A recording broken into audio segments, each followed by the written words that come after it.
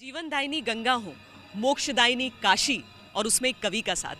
कुमार विश्वास, बहुत स्वागत है आपका। आप सबका भी बहुत बहुत स्वागत है।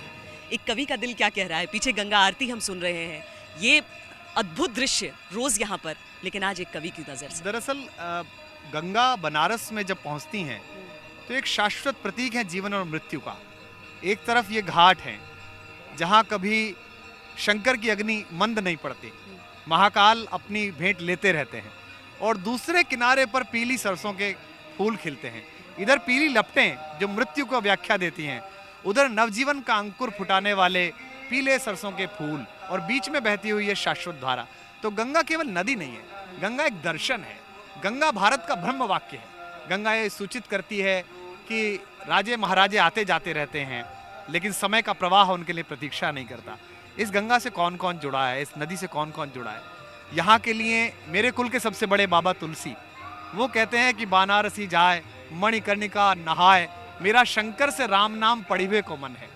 तो ये शंकर की नगरी तो है ही, लेकिन भारत का जो समत्व है, जो मिलकर रहने का जो एक परंपरा है भारत की, ये उसकी नगरी है। यहाँ पहली बार आद्य शंकराचार्य ने अहम ब्रह्मास्मि का वास्तविक अर्थ जाना।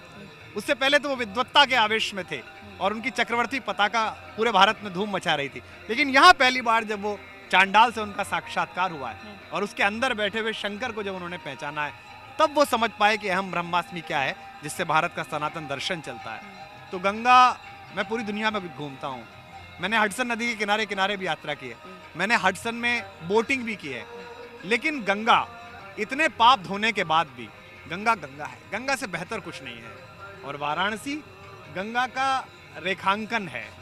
गंगा अपनी आत्मा को किस तरह से नवीन दर्शन में ढाल सकती है, बिस्मिल्लाह खां की शहनाई में ढाल सकती है। इससे अद्भुत दृश्य के सामने इससे बेहतर दृश्य नहीं हो सकता है, शायद इससे अलौकिक। लेकिन हम एक कवि के साथ हैं। आपकी बहुत सारी कविताएं हैं जिनकी फरमाइश होती है हर जगह। कोई आपके वीर रस को बेहतर समझता है, कोई आपके श्रृंगार रस में जो आप अभिव्यक्ति करते हैं उसे बेहतर समझता है। कुमार विश्वास का अपना सबसे पसंदीदा, उनकी अपनी सबसे पसंदीदा कविता कौन सी? ये बहुत मुश्किल होता है कि आपको अपनी कविता और क्रिएटिविटी का ऐसा खुमार है कि जब आप एक कविता नहीं लिखते हैं या गजल नहीं कहते हैं तो आप 3-4 दिन तक बेहोशी में रहते हैं। आजकल आप किस बेहोशी में हैं? कुछ शेर कह रहा हूँ जैसे, और वो बनारस पर मुझे लगता है कि ठीक भी लगता है, बनारस की पृष्ठभूमि पर वो ठीक लगता है। तो एक ताज़ा गजल के मैं 2-3 शेर आपको सुना देता हूँ कि बात करनी है बात कौन करे, संवाद। बात करनी है बात कौन करे, दर्द से दो दो हाथ कौन करे। बात करनी है बात कौन करे, दर्द से दो दो हाथ कौन करे। हम सितारे तुम्हें बुलाते हैं, हम सितारे। मोहल्ले में ऐसा अक्सर होता था, गर्मियों की रात में छत पर सब आ जाए लेकिन एक चेहरा नहीं आता था तो सारी उदासी हो जाती थी। हम सितारे तुम्हें बुलाते हैं, चांद ना हो तो रात कौन करे। इस्लाम में एक शब्द है ज़कात, कलमा, रोज़ा, नमाज, ज़कात, हज, यानी कि अपने कमाई का एक हिस्सा आप समाज के लिए प्रदान करें। मैंने इसका उपयोग किया है, शायद कुछ लोगों को अच्छा लगेगा कि बात करनी है बात कौन करे, दर्द से दो दो हाथ कौन करे। हम सितारे तुम्हें बुलाते हैं, चांद ना हो तो रात कौन करे।